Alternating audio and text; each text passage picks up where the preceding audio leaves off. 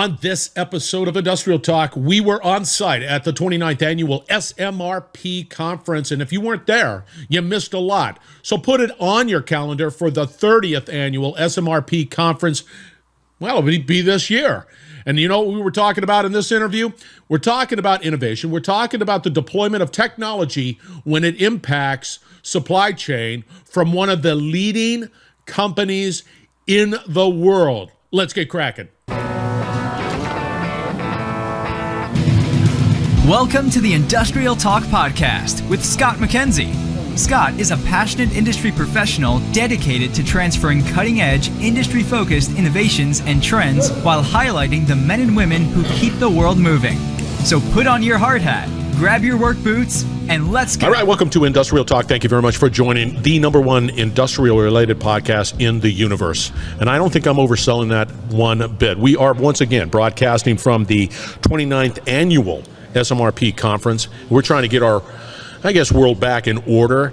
And this is sort of a collection of the best maintenance and reliability professionals around the world.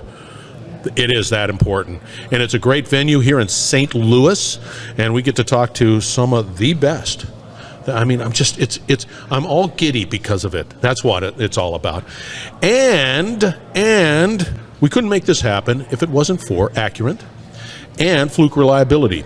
You got to go out to Accurant. I'm looking at their website right now, and it says Solutions, Real Estate Facilities, and Asset Management. It's right there. I'm looking at it right now. Gaining insights to transform how your organization manages its physical resources. You can't argue with that. And then, of course, I go out to Fluke, and you know the color of Fluke. It's got the big F there, and it's got that classic gold-yellow Fluke. And this is what's interesting. You go out there, they break down the barriers between data systems and teams by aggregating everything into one place. Yeah, that's dead sexy. I'm all into it. Absolutely wonderful. Okay, we're going to be talking Amazon. We're going to be talking with a gentleman by the name of Jeremy Good, and he is good. I bet you never heard that before. Nope. Never great, only good. Jeremy Spectacular. There you go. All right, Jeremy, welcome. How you doing, man? Good. Well, I like that. Good. Yeah, that's right. Double. So anyway, you're here at the conference. Give us a little background on who you are and why you're such an incredible professional, and then we're going to venture into what you talked about here at this conference. All right. Well, I've got a lot of years of experience. I started off with Fiat Chrysler. Actually, Chrysler back then. I was going to say, and then you saw the acquisition of Fiat. Right? I saw lots of acquisitions. The merger of equals with Daimler. Oh, yeah. And then we went to Chrysler Group, and then a private equity had us for a little bit. We almost went bankrupt. I remember that. Then the merger with Fiat, and now the merger with PSA with Stellantis. It's a lot of... And I laughed while we were doing the merger with Stellantis. No, it was funny because there's just a lot of drama over there. I remember that. It was just like, oh, another thing. Oh, another challenge. Oh. There is. Yeah. Well. Yeah. Look at. And we had good products. I mean, Jeep, Dodge. Oh, yeah, nobody's going to debate that. I mean, it was just there's a lot of drama going on over there. There was. But look at you. You got a smile on your face. You survived. That's right. And now you're with Amazon. Now I am. What do you do? So I am I'm a regional manager for maintenance and reliability. So I have the Southwest region right now. This week it's going to be announced that I get a little bit broader responsibility, where I'll have a third of North America for the large fulfillment, the ARS, the Amazon Robotics Center. So they're the large fulfillment. Yeah. You threw in robotics, and of course that's cool, right? Yeah. Well, imagine a site with 8,000 to 10,000 robots in it. And really? Yeah. That moves anywhere from 600,000 up to a little over 1 million packages per day. At all the facilities or one facility? What? At each one of those facilities. Is that the type of commerce that is taking place? God, it's amazing. That's a hell of a stat. Yes, it is. And so you think of cell towers.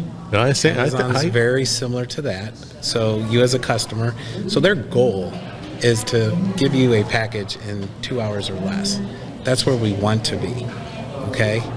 And in order to do that, you have multiple fulfillment centers strategically located to where if one site is down, another one can then do the fulfillment for that package. Roughly. Oh, and I gotta. You're throwing out a lot of stuff here. You're saying 2 hours, 2 hours or less. I'm on your side. I order a whatever, a widget, right, whatever it might be. When that process starts, you're trying to fulfill it in 2 hours. Correct. So when you push that button, within the first, I'll say within the first 5 minutes, Amazon already knows what fulfillment center is the least expensive for them to bring that package to you within that time frame that you have if you have Amazon Prime. Yeah. If you're on the coast, right now I think there are 6 sites that can guarantee within 6 hours of when you order. A little trivia is the fastest is 12 minutes from the time somebody pushed the button and it was delivered. You understand the problem here. You guys are establishing an expectation, and you're constantly pushing that from a consumer perspective.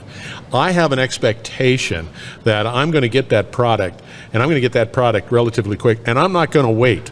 And that is a heck of an expectation, and I think you're disrupting logistics as a whole. That's right. That's not a bad thing. That's meeting the customer's needs. I get you, man. And I'm telling you, I love it. Don't get me wrong, man. I'm all big into. Yeah, I need that. I need it, and you make it easy. That's right. You make it easy to get that widget. I don't have to sit there and struggle to find a widget. That's there. I go there. Heck of a business model. Yep. And that's because we're focused on the customer. Yeah, note that, because that is a very important component associated with any business, right? It is. You got it. You got to focus on the customer. Don't focus on yourself. Don't provide what the customer needs. Solution, right? That's right. And solve that problem. That's right. And now all of a sudden you're just screwing up everything just because my expectations are off through the roof. Now let's talk a little bit about why you're here at the SMRP. Tell us a little bit about the topic that you were discussing so that you can share with the individuals. Yeah, so we talked about challenging the norms. So we have so much technology now that we're losing sight of some of the basics, and without the basics to build upon, the technology starts to unravel. Okay, you're going to have to expand. What are the basics? So the basics being knowing and understanding your equipment, seeing how it's the essentials, what we call within Amazon, essential skills crafts.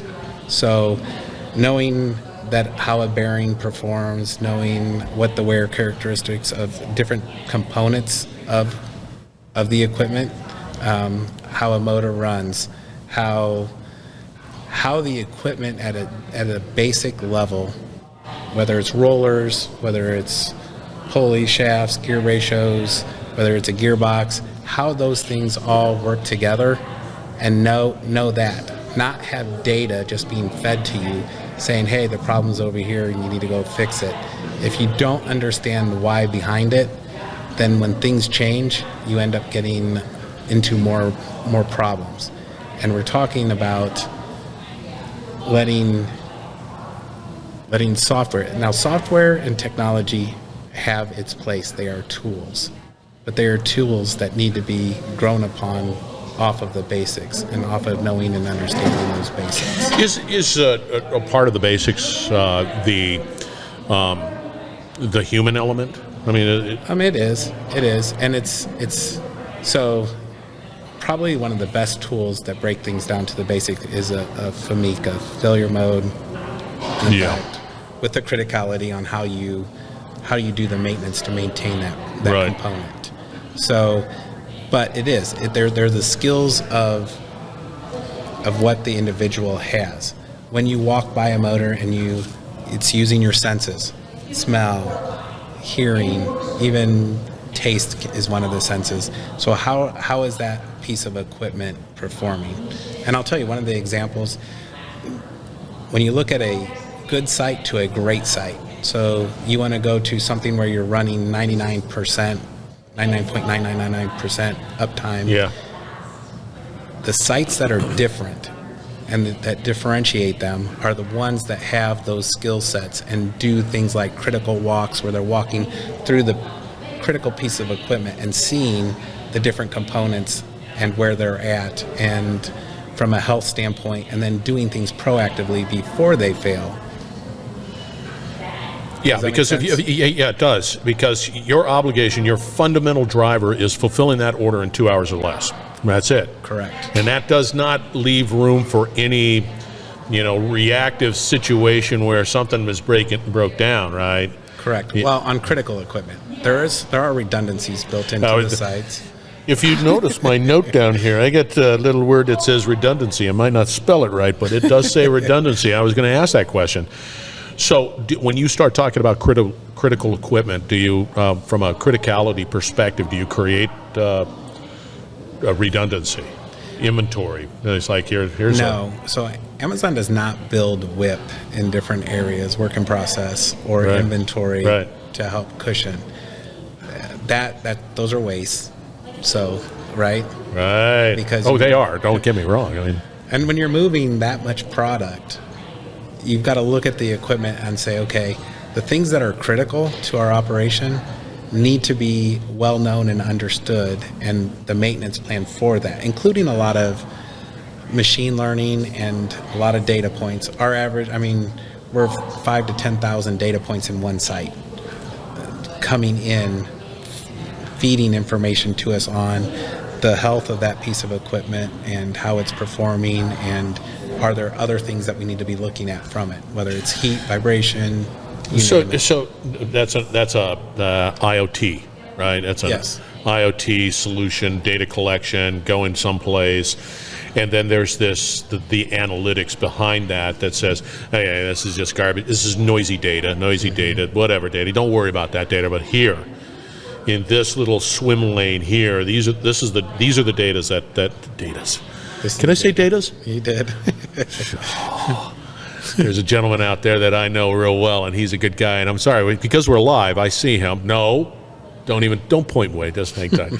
Anyway, so yeah, and then if you're saying, hey, something's out of parameter or whatever, in this whatever analytics, this algorithm, then it notifies. It notifies and lets you know that there's something wrong. Yeah. The thing is, you have to go back and look at the why behind it, because if you do act on that and you don't see a result, or you don't see an effect of that, then you need to understand the why behind it.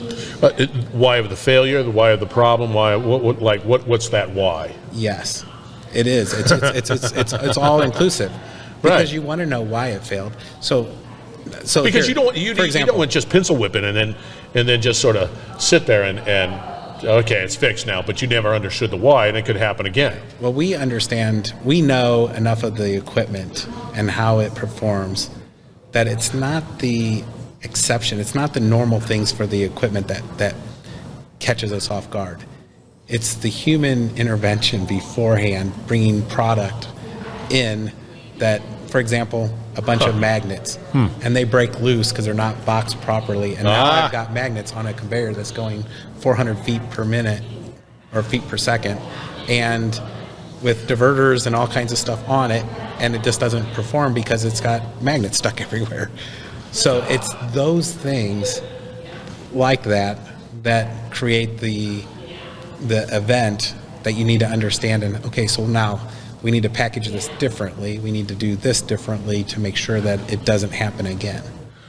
Walk us through that process. So you sit there and you clearly you're trying to understand the why. Fantastic. That's real important. Where does that go? I mean, that's a human conversation, right? So that goes back into the systems on the inputs. So, and we have there's a term that they use on a product description that shows this product can be packaged only this way, or this way, and it needs to have this much density around it or whatever to protect it. Really? And then it goes through. So you may not realize there's a lot of those things from the lessons learned. So we know we had this failure, so now the product cannot be packaged this way, the way it was that it failed. Now it can only be packaged this way and this way. So let's say I'm packaging. I'm the packaging person. I'm trying to fulfill this order. Then it comes in on a screen, right? And I look at it, and it's magnets. We'll just keep on running with that analogy. Right. So it's magnets, and then I get from whatever interface direction on. Only package in this box with this material, packing material, with this tape, and I mean it lights up for them, so that it tells you intuitively exactly which you do and what sequence. And so what if it's a new product? Well, it's like, okay, Amazon, you process a lot. Don't get me wrong. I don't know if it's like trying to find a domain name. Does it even exist out there? Like all domain names. What if it's a new product? So then it's tested in different variations on boxes and everything else. Yeah, there are some standards that it'll come in at just because of packaging. Right. And there's less expensive packaging to more expensive packaging as well. So you start with the less expensive, try to make it as reliable as you can, and you work your way up to the more expensive if you need it only. So there is a method and a science to everything. Yeah, a guy that likes process. Me, I love that. I will always process something out. This is exciting and giddy for me. I just think it's the coolest thing since sliced bread. Yeah.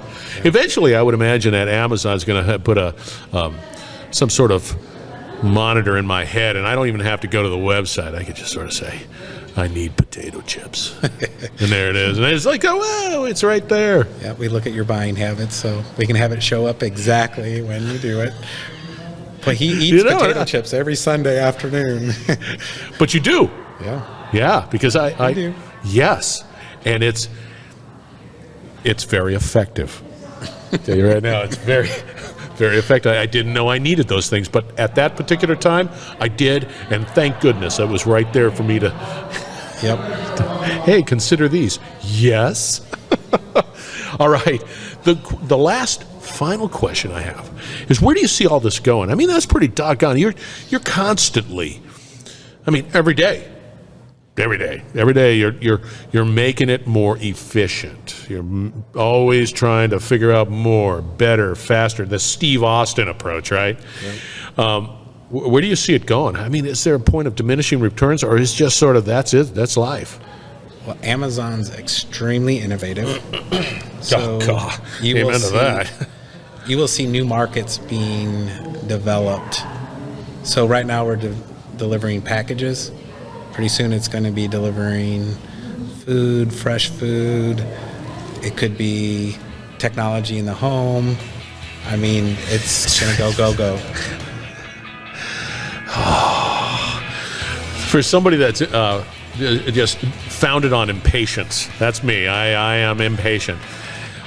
Amazon is absolutely yeah, it's for me. My gosh, I'm so glad that you. I mean, this is a great conversation. It's pretty cool. Yeah, I didn't mean to. I had. There's so much more. I want on my bucket list. I want to just tour one of those facilities just to see it. Absolutely. Look at, I know somebody. That's right. As I stare at you, creepy, but stare at you nonetheless. How do people get a hold of you? They're saying, hey, I like what he's talking about. Jeremy, he's a great guy. He's good, but he's really fantastic. How do I get a hold of you? My email is probably the best. goodjr@amazon.com. All right. Once again, I just want to say thank you very much for being on the Industrial Talk podcast, because you were absolutely wonderful. All right, listeners, we're broadcasting from the 29th annual SMRP conference here in St. Louis. It's fantastic. It's got a collection of the best maintenance and reliability professionals known to man or woman or people, whatever. And we're brought to you by Accurant and Fluke Reliability. You got to go out to their website because they're special too. They've got great people, great solutions, great companies. So don't hesitate. And then finally, just finally, you're saying, I got to get a hold of Jeremy. Fear not. We're going to wrap it up on the other side. All of the contact information that you need to be aware of. So stay tuned, and thank you very much for joining Industrial Talk. You're listening to the Industrial Talk Podcast Network.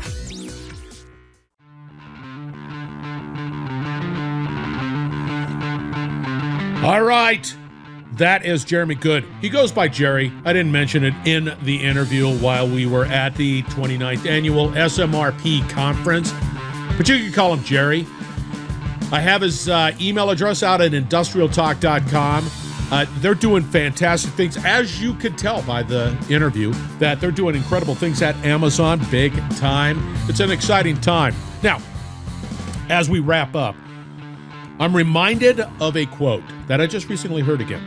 Confused minds say no. Don't be confused. We have got to, in this industrial age, this innovation industry 4.0, we've got to educate. That means we've got to do everything we can to consume that content because we depend on you each and every day. Because you're bold, you're brave, you dare greatly. Jerry is. And many of the great people who have been on Industrial Talk are all bold, brave, and daring greatly. Let's change the world. Industry's changing the world because you guys are people. So another great interview right around the corner, so stay tuned.